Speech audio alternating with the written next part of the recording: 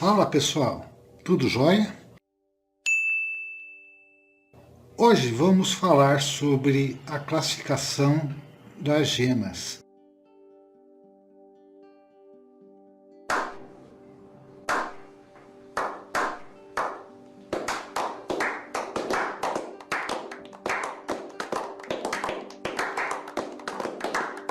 Existem duas vertentes de classificação de gemas. Uma é o que nós vimos durante todo esse curso em várias aulas até agora, que é a classificação mineralógica, que é a classificação científica das gemas.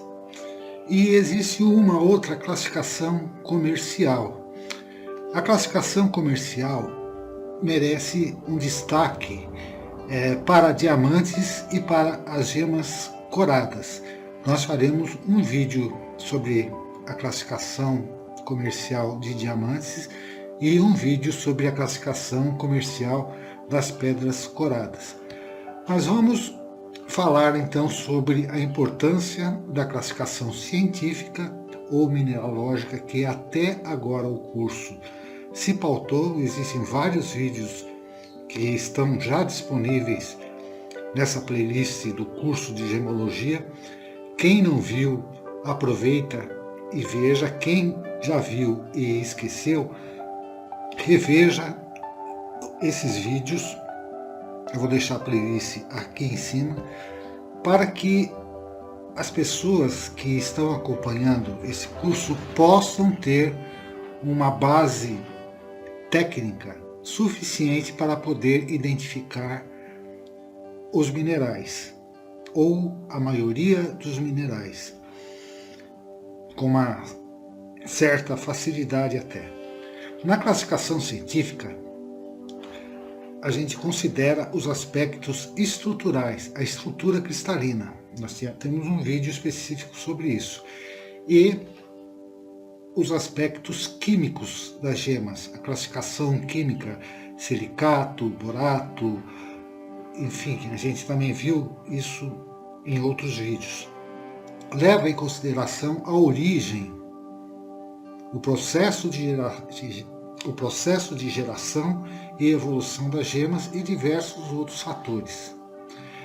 De maneira geral, a classificação científica ou mineralógica leva em consideração que as gemas são minerais, em sua maioria, e, portanto, devem ser classificados como tais. Caramba, é muito difícil mamar. Por sua vez, a classificação comercial de gemas leva em consideração, a partir do nome científico, outros aspectos importantes para a classificação daquela gema. E esses aspectos têm muito a ver com as características ópticas e as características físicas que vimos na aula anterior. E principalmente o uso que vai ser dado àquela gema. Então, das gemas, nós podemos ter uma classificação comercial a respeito das gemas propriamente ditas, que são utilizadas fartamente em joalherias, como o diamante, o rubi, a esmeralda, o topázio, a granada, enfim, a turmalina, um monte de minerais que geralmente apresentam dureza maior do que 7, ou no mínimo 6, de 6 até 10, diamante 10, de forma que ela possa ser lapidada, ser ressaltada nos seus aspectos ópticos pela lapidação, e que não sofra arranhões com o tempo de uso. Então elas acabam sendo valorizadas por esses aspectos. As gemas também podem ser utilizadas como peças de coleção. Então, elas podem ou não ser lapidadas, mas elas não têm a função de adornar joias. Elas são mais peças de colecionadores e que apresentam as propriedades físicas de resistência suficientes para ser usadas como isso, como peças de coleção, e não são necessariamente identificadas como peças que seriam utilizadas como joalheria. Por exemplo, você fazer um anel de uma calcita, por exemplo, não vai ser uma peça valorizada na gemologia em termos de ela estar lapidada, porque a calcita tem dureza de 3, então ela vai sofrer com o tempo muitos arranhões e ela vai perder seu valor.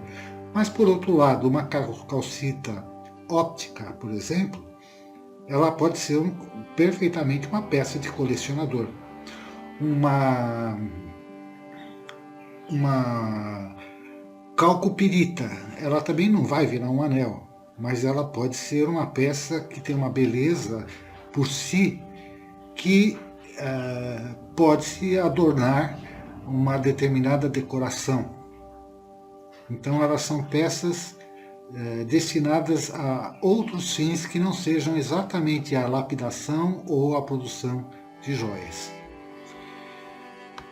Também na gemologia, na classificação gemológica, nós podemos ter um grupo de material que são considerados como rochas gemológicas. Essas rochas são materiais mais utilizados como objetos de ornamentação para casas e escritórios. Por exemplo, o granito, o mármore, o alabastro, peças de fósseis, peças de calcário. Isso depende da forma como ela vai estar sendo utilizada. Ela pode ser uma peça de revestimento de paredes, uma peça de piso, ou uma peça de bancada, uma peça solta, por exemplo, um fóssil de algum determinado espécime sendo exposto numa prateleira. Enfim, isso depende muito do uso desse material. Você não vai pegar esse mesmo material e fazer joias com ele. Você não pega um granito, você não pega um mármore para fazer um anel de granito, um anel de mármore. Mas existe um ramo da gemologia que utiliza esses materiais para outros fins que não seja a joalheria. Eu não entendi esse final. Quer dizer, não entendi foi nada. E existe também uma outra classificação gemológica para esses materiais que são referentes às gemas orgânicas. As gemas orgânicas não são necessariamente de origem mineral, elas são basicamente de origem orgânica. E como não são minerais, elas não podem ser classificadas de maneira igual às outras gemas. As gemas orgânicas são o coral, muitos tipos de mármore, o âmbar, a pérola, a madrepérola, sementes, a madeira, determinados frutos, principalmente ressecados, dentes, ossos de animais, entre outros. Com que se fabricam os colares de pérolas? Com as pérolas! Que fica.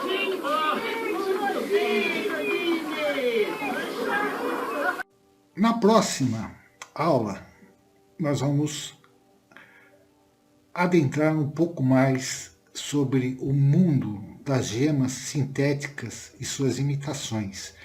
E a partir dessa aula de gemas sintéticas, imitações, mais uma aula sobre diamantes, a classificação gemológica de diamantes e de pedras coradas, daqui 3, 4 aulas, nós vamos entrar um pouco mais sobre lapidação de gemas.